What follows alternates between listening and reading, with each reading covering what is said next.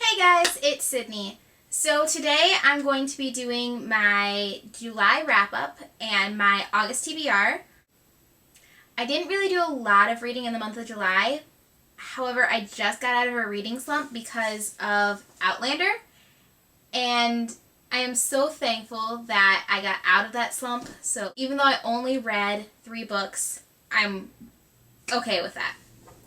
So the first book I read in the month of July was Outlander by Diana Gabaldon. This book was amazing. I already did a review on it. But this is the type of book that makes you want to throw it across the room because of how real the characters are. So this book gets 5 out of 5 stars. The second book I read was Bestseller by Christopher Knight. This book was very creepy. It's an adult psychological thriller about a literary agent who sells psychological thrillers, and she is living out her life through a manuscript sent to her. It's insane. This book is the first psychological thriller I've ever read. I gave it 4 out of 5 stars because there were a few consistency errors, and this book is only 343 pages, so having consistency errors in this short of a book kind of irks me a little bit. Also, this book has a movie that I'm really excited to watch once we locate it, and I might do a movie book comparison if you guys want. This book was self-published and the movie was done by an independent film company, so I'd like to see how that compares to bigger movie production companies and publishing houses. The third book I read in the month of July was The Detroit Electric Scheme by D.E. Johnson. This is an adult murder mystery, and oh my gosh, there were so many twists and turns and shocking moments that I did not see coming. This book is set in Detroit in 1910 during the beginning of the automobile era. It's about a guy who is the son of an automobile company. The son is arrested for murder. And so he has to go through, the son has to go through and find out who really killed John Cooper, and he has to try to figure out how to set things right. So this book got 4 out of 5 stars also because there was one consistency error, and this is also a short book, like 310 pages. So once again, just a little irksome for shorter books. Now on to the books that I hope to read in the month of August. I don't know how many of you know, but I am a college student. I'm going into my junior year of college. I have to move in at the end of August and classes start August 31st. So I really have to do a lot of my reading before I get up to school. However, I will be going on a few car trips, so I'll have plenty of time to read. The first book I plan on reading, which I already started in July, and I was hoping to finish, but I didn't, is Paper Towns by John Green. I actually borrowed this from one of my friends, and I need to return it to her, so that's why I'm reading this book first.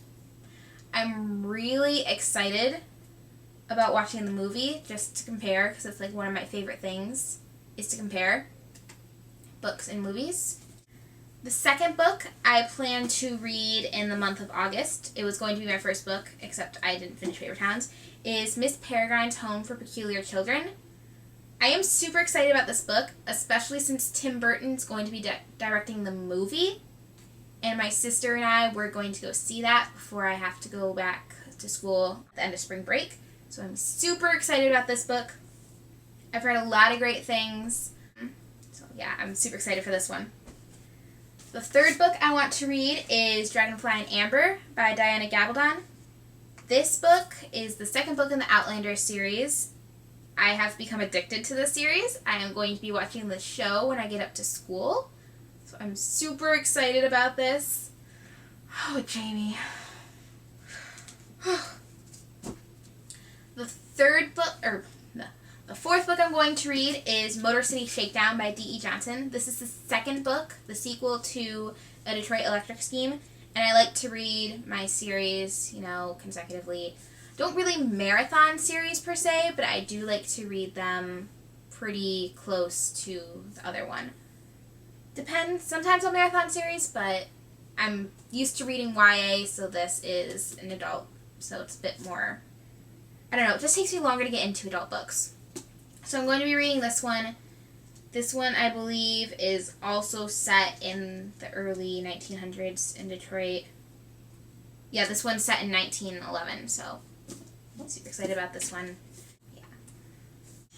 The fifth book I hope to read, might not be the order, is Thirst by Christopher Pike. This is actually 3 books in one. One of my friends recommended this to me.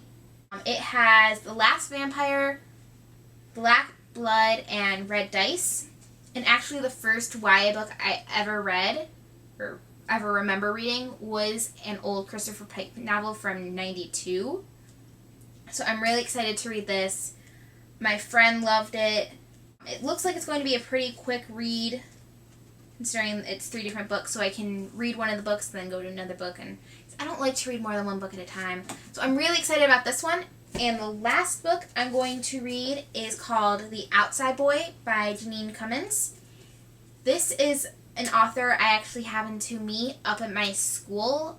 My English club kind of works with the English department, and we do a writer's series where basically we have different writers come to our school. We've had, since I've been there, Janine Cummins and Kim Adonizia. And so I bought this book when she was there. It's set in Ireland in 1959, and it's about the gypsies at that time.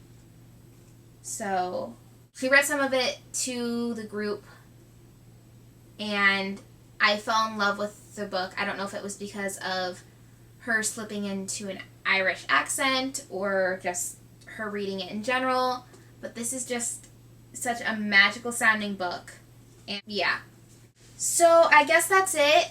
If you guys are interested in any of these books and you'd like to see a review on them, feel free to leave it in the comments and I will totally do that for you. Once I get up to school, filming will kind of be, it will be a bit more sporadic because I'll have to get used to classes. I have a job at the library. My sister is kind enough to let me borrow her camera, so I won't be able to use that. So I'll have to figure some things out, but I will promise you guys that I will not stop filming. It will just take me a little bit to figure out where I can film, when my roommate would be out of the room so I'm not filming when she's there. Stuff like that. So I guess that's it. I will see you guys in my next video. Bye!